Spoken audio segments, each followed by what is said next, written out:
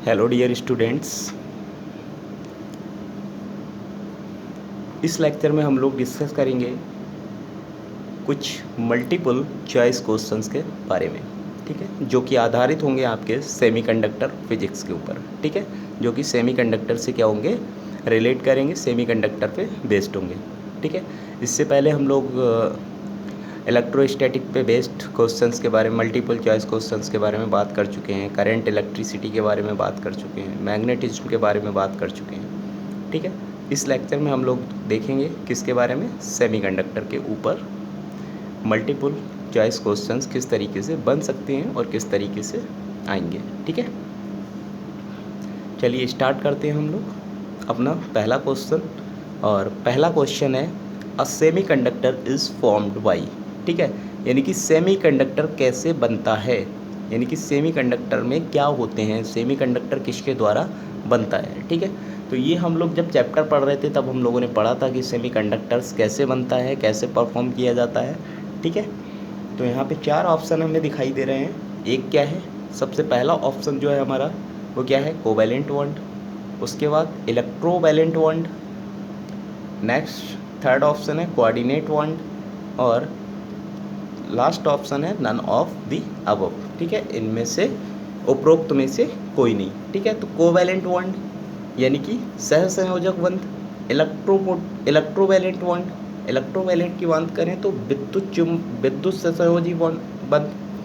ठीक है, और कोऑर्डिनेट बॉन्ड की करें तो उप सहसंयोजक बंध। ये 3 तरीके की बंध हम लोग पढ़ते हैं। जैसे कि कोवैलेंट बॉन्ड की अगर बात करें तो कैसा होता है, 2 पार्टिकल्स के बीच बराबर की साझेदारी। इस तरीके से मान लो ये है, ये कोई बी है, तो इनके बीच अगर बराबर की साझेदारी होती है तो इसको हम लोग क्या बोलते हैं, कोवैलेंट बॉन्ड।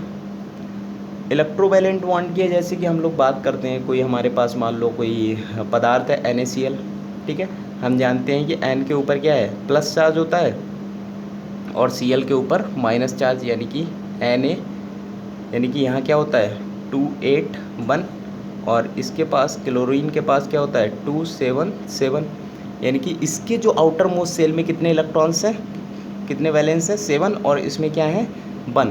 ठीक है, तो ये क्या करेगा, Na एक त्याग देगा और क्लोरीन एक क्या करेगा, ग्रहण कर लेगा। तो ये डोनर हो गया और ये एक्सेप्टर हो गया। यानी कि इस तरीके से इनमें क्या होता है, तो ये Na यानी कि 28 रह जाएगा, और Cl ये क्या हो जाएगा, सॉरी 287, ये हो जाएगा 288। ठीक है, तो इस तरीके से ये क्या हो गया, इलेक्ट्रोवैलेंट बॉन्ड यानी कि विद्युत सहयोजी बंध। ये भी नहीं होता है। ठीक है, ये हम लोगों ने पढ़ा, ये तो होता नहीं है सेमीकंडक्टर के अंदर विद्युत सहयोजी बंध। तीसरा है हमारे पास कोऑर्डिनेट बॉन्ड, यानी कि कोऑर्डिनेट बॉन्ड क्या होते हैं, उपसहसंयोजक बंध। जैसे मान लो कोई ए एलिमेंट है और बी, ठीक, इसके पास क्या है, इलेक्ट्रॉन्स की कमी है और इसके पास इलेक्ट्रॉन्स पूरे हैं, तो ये क्या करेगा, ये इसको क्या करेगा, शो कर देगा, हाँ भाई हम तुम्हारे साथ हैं, तुम्हें डरने की कोई ज़रूरत नहीं है। तो इस तरीके से एरो के थ्रू, ठीक है, जो हम डिनोट करते हैं, ये क्या करता है, उपसंयोजक बंध होता है। ठीक है, तो हम लोग सेमीकंडक्टर के अंदर पढ़े थे कौन से बॉन्ड होते हैं, जो पहले हम लोगों ने पढ़ा था सहसंयोजक बंध। ठीक है, बराबर की साझेदारी, जैसे कि सिलिकॉन क्रिस्टल और जर्मेनियम क्रिस्टल की हम लोगों ने बात की थी। ठीक है, कैसे होते हैं, बराबर की साझेदारी वाले बॉन्ड होते हैं, यानी कि कोवैलेंट बॉन्ड होते हैं। ठीक है, इस तरीके से हमारा जो ऑप्शन सही होगा वो कौन सा ऑप्शन होगा, कोवैलेंट बॉन्ड। ठीक है, first option is the right answer. ठीक है, अ semiconductor is formed by covalent bond, सहसंयोजक बंधों के द्वारा जो है वो अर्धचालक बनता है। ठीक है, कौन से बॉन्ड के द्वारा, सहसंयोजक बंधों के द्वारा जो है वो क्या बनता है, एक अर्धचालक बनता है। ठीक है, नेक्स्ट क्वेश्चन है, कौन सा सेमीकंडक्टर सबसे ज़्यादा यूज होता है। ठीक है, हुज सेमीकंडक्टर मोस्टली यूज्ड।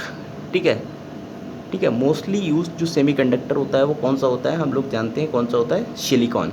ठीक है, कौन सा होता है, सिलिकॉन। ठीक, यानी कि second option is the right answer. ठीक है, दूसरा ऑप्शन हमारा सही हो जाएगा। नेक्स्ट क्वेश्चन है हमारा, सामान्यतः यानी कि जनरली सेमीकंडक्टर्स में कितने वैलेंस इलेक्ट्रॉन होते हैं। ठीक है, सेमीकंडक्टर्स के अंदर, यानी कि हम लोग बात करते हैं सिलिकॉन और जर्मेनियम की, तो हम लोग देखते हैं कि कितने उसमें बैलेंस इलेक्ट्रॉन्स होते हैं। जैसे कि बैलेंस इलेक्ट्रॉन निकालने के लिए हमें इलेक्ट्रॉनिक कन्फिग्रेशन यानी कि इलेक्ट्रॉनिक विन्यास आना चाहिए। तो इलेक्ट्रॉनिक विन्यास अगर हम बात करें, जैसे सिलिकॉन कार्बन फैमिली में जब हम लोग सिलिकॉन जर्मेनियम की बात करते हैं, जनरली जो यूज होते हैं वो सिलिकॉन और जर्मेनियम ही सेमीकंडक्टर्स के अंदर यूज होते हैं। बाकी बनाए जाते हैं और भी, गैलियम आर्सेनाइड हो गया, ठीक है, इम्प्योरिटी एडेड जो है मटेरियल्स होते हैं, ठीक है, वो उनकी कंडक्टिविटी बढ़ाने के लिए हम लोग यूज करते हैं इम्प्योरिटी का। तो अगर प्योर हम लोग बात करें तो सिलिकॉन, तो इसमें देखो कैसे निकालते हैं। सिलिकॉन का जो एटॉमिक नंबर है वो कितना होता है 14, यानी कि कितना हो जाएगा 1s2 2s2 2p6 3s2 3p2, ठीक है, 2 2 4 4 6 10 2 12 2 14, यानी कि जो आउटर मोस्ट सेल है हमारी वो कौन सी हो गई 3, ठीक है, वो थर्ड आउटर मोस्ट सेल है। और थर्ड आउटर मोस्ट सेल में कितने इलेक्ट्रॉन प्रेजेंट हैं 2 और 2 4, यानी कि यहाँ पे जो बैलेंसी में भाग लेंगे वो कौन लेंगे, ये आउटर मोस्ट सेल के इलेक्ट्रॉन ही हमेशा क्या करते हैं वैलेंसी में भाग लेते हैं। यानी कि इस तरीके से यहाँ पे जो वैलेंस इलेक्ट्रॉन हो जाएंगे वो कितने हो जाएंगे 4, ठीक है। और यही हमसे पूछा है कि सेमीकंडक्टर्स में कितने वैलेंस इलेक्ट्रॉन होते हैं, तो वो कितने हो जाएंगे 4, यानी कि third option is the right answer. Next question, जब किसी प्योर सेमीकंडक्टर को हीट किया जाता है, यानी कि प्योर सेमीकंडक्टर देखो क्या होता है, प्योर सेमीकंडक्टर क्रिस्टल की बात करें तो इस तरीके से इसके अंदर क्या होंगे सिलिकॉन क्रिस्टल, ठीक है, सभी कैसे होंगे सिलिकॉन क्रिस्टल होंगे, सभी क्या होंगे सिलिकॉन क्रिस्टल होंगे। अब हमें पता है कि सिलिकॉन क्रिस्टल के अंदर कितने आउटर मोस्ट सेल में इलेक्ट्रॉन होते हैं, वैलेंसी इलेक्ट्रॉन होते हैं, वो हम लोग अभी अभी देख चुके हैं कितने होते हैं 4, ठीक है। अब प्रत्येक सिलिकॉन के आउटर मोस्ट सेल में कितने इलेक्ट्रॉन होंगे 4 इलेक्ट्रॉन होंगे। और ये 4 इलेक्ट्रॉन जैसे कि एक ये हो गया, एक ये हो गया, एक ये हो गया और एक ये हो गया, इसी तरह से एक ये हो गया इसका, ठीक है।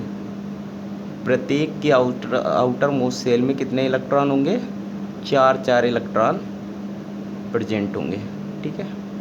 ये 4 इलेक्ट्रॉन इस तरीके से क्या करेंगे कोवैलेंट बॉन्ड का फॉर्मेशन कर लेंगे। ये क्या करेंगे कोवैलेंट बॉन्ड का फॉर्मेशन कर लेंगे। और जो ये वाले इलेक्ट्रॉन हैं ये फ्री नहीं होते हैं, ये भी आगे के क्रिस्टल, क्योंकि क्रिस्टल तो काफ़ी बड़ा होता है, काफ़ी सारे सिलिकॉन एटम्स मिलकर एक क्रिस्टल का फॉर्मेशन करते हैं, तो ये अपने आगे वाले सिलिकॉन के साथ क्या करेंगे साझा कर लेंगे इस तरीके से, ठीक है। तो यहाँ पे जैसा कि हम लोग देख पा रहे हैं कि यहाँ पे जो हमें देखने को मिल रहा है कि इसके अंदर कोई भी इलेक्ट्रॉन फ्री नहीं है, इसके अंदर कोई भी इलेक्ट्रॉन फ्री नहीं है। इसी को हम लोग बोलते हैं क्या प्योर सेमीकंडक्टर, प्योर सेमीकंडक्टर यानी कि शुद्ध अर्धचालक, ठीक है। शुद्ध अर्धचालक के अंदर जो है कोई भी इलेक्ट्रॉन फ्री नहीं होता है, ठीक है। और वो क्योंकि इलेक्ट्रॉन इसलिए नहीं फ्री होता है क्योंकि सिलिकॉन एटम्स से मिलकर ही क्रिस्टल का फॉर्मेशन होता है प्योर सेमीकंडक्टर का, चाहे वो जर्मेनियम का हो चाहे वो सिलिकॉन का हो, ठीक है। तो यहाँ पे चारों सिलिकॉन के जो आउटर मोस्ट सेल के चारों इलेक्ट्रॉन हैं वो एक दूसरे के सिलिकॉन एटम से क्या कर लेते हैं कोवैलेंट बॉन्ड का फॉर्मेशन कर लेते हैं और वो सहसंयोजक बंध बना लेते हैं। इस तरीके से पूरे क्रिस्टल के अंदर कोई भी फ्री इलेक्ट्रॉन नहीं मिलता है, ठीक। अब जैसे ही इनको क्या किया जाता है हीट किया जाता है, नीचे से हमने क्या जला दी थोड़ी आग, ठीक, यानी कि हीट दे दी इनको। हीट का मतलब हम लोग इलेक्ट्रिक फील्ड अप्लाई कर सकते हैं, वोल्टेज लगा सकते हैं, ठीक है, आग जलाने की ज़रूरत नहीं है, ठीक है। क्या करेंगे मतलब वोल्टेज एक्सटर्नल सोर्स से इसको एनर्जी देनी है, वही हीट है। एक्सटर्नल सोर्स से जब हम इसको एनर्जी देंगे, मान लो यहाँ पे कोवैलेंट बॉन्ड बना हुआ है, जब इनको एनर्जी देंगे, ठीक है, तो क्या होगा कोवैलेंट बॉन्ड ब्रेक हो जाएगा। अभी भाई अभी इसमें कोई भी करंट का फ्लो नहीं हो रहा है, प्योर सेमीकंडक्टर है। Pure semiconductor we have like as insulator, ठीक है। और हमें पता है कि इंसुलेटर के अंदर जो है जनरली करंट का फ्लो ईजिली नहीं होता है। इसी तरीके से प्योर सेमीकंडक्टर मटेरियल के अंदर भी करंट का फ्लो नहीं होता है, ठीक है। जैसे ही हम इसको हीट करते हैं, अब करंट का फ्लो नहीं होता है, इसका मतलब रेजिस्टेंस हाई है, रेजिस्टेंस जिसका हाई है तभी तो करंट फ्लो नहीं होता है, वोल्टेज ड्रॉप होता है वहाँ पे मैक्सिमम। तो यहाँ पे जैसे ही हम इसको क्या करेंगे, हीट करेंगे, ठीक है, तो हीट करने पे कोई मान लो एक कोवैलेंट बॉन्ड इसने एनर्जी गेन की और कोवैलेंट बॉन्ड ब्रेक हो गया, यानी कि नंबर ऑफ इलेक्ट्रॉन यहाँ पे फ्री हो गया। अब ये इलेक्ट्रॉन फ्री हुआ, ये मूव करेगा इसमें, जैसे जैसे मूव करेगा अपनी जगह छोड़ेगा तो होल्स क्रिएट करेगा, ठीक है। ये इलेक्ट्रॉन इलेक्ट्रिक फील्ड अप्लाई करेंगे तो एक पर्टिकुलर डायरेक्शन में जाने लगेगा और करंट का फ्लो होने लगेगा। तो ये एट रूम टेम्परेचर पे हो जाता है, एट रूम टेम्परेचर, यानी कि at room temperature 25 degree Celsius की जो हम लोग बात करते हैं रूम टेम्परेचर, ठीक है, 25 केल्विन, ठीक है। तो वहाँ पे हमें यहाँ इस क्रिस्टल के अंदर नंबर ऑफ़ फ्री इलेक्ट्रॉन्स मिल जाते हैं, ठीक है। तो कहने का मतलब जैसे ही अब इसमें नंबर ऑफ़ फ्री इलेक्ट्रॉन मिल गया, यानी कि करंट का फ्लो होना स्टार्ट हो जाएगा। करंट का फ्लो होना स्टार्ट हो जाएगा, इसका मतलब उसका रेजिस्टेंस क्या हो गया, गिर गया, रेजिस्टेंस डाउन हुआ। जब रेजिस्टेंस हाई होता है, बहुत ज़्यादा हाई होता है, तो करंट जीरो हो जाता है, ठीक है। तो यानी कि जैसे जैसे करंट रेजिस्टेंस जो है ड्रॉप होगा, रेजिस्टेंस कम होगा, करंट फ्लो होना स्टार्ट हो जाएगा। इसका मतलब है क्वेश्चन में जो हमारे पूछ रहा है कि जब किसी प्योर सेमीकंडक्टर को हीट किया जाता है तब उसके रेजिस्टेंस पर क्या प्रभाव पड़ता है, यानी कि रेजिस्टेंस डाउन होता है, नीचे गिर जाएगा, ठीक है। तो इस प्रकार से हमारा second option is the right answer कि प्योर सेमीकंडक्टर को हीट करने पे उसके रेजिस्टेंस जो है वो डाउन होता है, यानी कि नीचे गिरता है। क्लियर है यहाँ तक, ठीक है। नेक्स्ट क्वेश्चन है हमारा, जब प्योर सेमीकंडक्टर यानी कि प्योर सेमीकंडक्टर सिलिकॉन, ये है प्योर सेमीकंडक्टर, क्रिस्टल में पेंटावैलेंट इम्प्योरिटी मिलाते हैं तब क्या होता है। पेंटावैलेंट इम्प्योरिटी मिलाने पे क्या होता है, पेंटावैलेंट इम्प्योरिटी का मतलब जिसके आउटर मोस्ट सेल में 5 इलेक्ट्रॉन हो, जैसे कि फास्फोरस, ठीक, यानी कि आउट कितना होता है इसका एटॉमिक नंबर 15, और यहाँ पे इसका इलेक्ट्रॉनिक कन्फिग्रेशन अगर करोगे तो क्या आएगा 1s2 2s2 2p6 3s2 3p3, ठीक है। 2 2 4 और 6 10, 2 12 और 3 15, यानी कि आउटर मोस्ट सेल कौन सी है, थर्ड, ठीक है। कौन सी सेल है, थर्ड जो है वो आउटर मोस्ट सेल है। और इस थर्ड आउटर मोस्ट सेल में कितने इलेक्ट्रॉन प्रेजेंट हैं, 2 और 3 5, यानी कि फास्फोरस की जब इम्प्योरिटी इस प्योर सेमीकंडक्टर मटेरियल में मिलाते हैं, तो जैसे ही प्योर सेमीकंडक्टर मटेरियल के अंदर कोई भी इम्प्योरिटी ऐड कराते हैं तो वो क्या होता है, प्योर सिलिकॉन या जर्मेनियम एटम, जर्मेनियम क्रिस्टल में से कुछ प्योर सिलिकॉन या जर्मेनियम एटम्स को क्या कर देता है, रिप्लेस कर देता है और उनकी जगह खुद ले लेता है। तो जैसे ही मान लो ये सेंटर एटम हम अगर इसको कंसीडर कर लें, इसको क्या करेगा, पेंटावैलेंट इम्प्योरिटी ये फास्फोरस इसको क्या कर देगा, रिप्लेस कर देगा और इसकी जगह खुद बैठ जाएगा। तो जैसे ही यहाँ पे खुद बैठेगा तो यहाँ हम देखते हैं कि चारों तरफ इसके क्या होंगे, सिलिकॉन होंगे, और यहाँ पे अकेला कौन होगा, फास्फोरस। और फास्फोरस के आउटर मोस्ट सेल में कितने इलेक्ट्रॉन हैं, 5। तो 5 इलेक्ट्रॉन यानी कि 4 तो ये बराबर के आपस पड़ोसी सिलिकॉन एटम्स के साथ कोवैलेंट बॉन्डिंग कर लेगा, इलेक्ट्रॉन की साझेदारी कर लेगा बराबर की, बट एक इलेक्ट्रॉन इसके पास फिर भी फ्री रह जाएगा, यानी कि एक इलेक्ट्रॉन इसके पास अभी भी फ्री है इस क्रिस्टल में मूव करने के लिए। कब, जब पेंटावैलेंट इम्प्योरिटी ऐड कराई, ठीक है। तो क्या होगा, यहाँ पे क्या होगा, इलेक्ट्रॉन फ्री होगा, यानी कि इलेक्ट्रॉन फ्री होगा। तो इलेक्ट्रॉन कहाँ फ्री होता है, तो यहाँ से हमारे पास 4 ऑप्शन है। जब प्योर सेमीकंडक्टर क्रिस्टल में पेंटावैलेंट इम्प्योरिटी मिलाते हैं तब क्या होता है, एन इंसुलेटर बनता है, एन इंट्रिंसिक सेमीकंडक्टर बनता है, पी टाइप सेमीकंडक्टर यानी कि पी टाइप सेमीकंडक्टर बनता है, एन टाइप सेमीकंडक्टर बनता है। तो क्या बनता है, एन टाइप सेमीकंडक्टर बनता है, ठीक है। जहाँ पे इसीलिए हम लोग पढ़ते भी हैं कि एन टाइप सेमीकंडक्टर में क्या होते हैं, नंबर ऑफ इलेक्ट्रॉन्स फ्री होते हैं, और पी टाइप सेमीकंडक्टर में नंबर ऑफ होल्स फ्री होते हैं। तो यानी कि fourth option is the right answer. इस क्वेश्चन का फोर्थ ऑप्शन क्या हो जाएगा, राइट हो जाएगा, यानी कि पेंटावैलेंट इम्प्योरिटी मिलाने पर क्या बनेगा, एन टाइप सेमीकंडक्टर, ठीक है। ये हम आप लोगों को जो है पहले ही पढ़ा चुके हैं, ठीक है। नेक्स्ट क्वेश्चन की बात करते हैं। नेक्स्ट क्वेश्चन क्या है, एडिशन ऑफ पेंटावैलेंट इम्प्योरिटी, ठीक है, टू अ सेमीकंडक्टर, ठीक है, किसी भी सेमीकंडक्टर में पेंटावेलेंट इम्प्योरिटी को मिलाने से क्या क्रिएट होता है?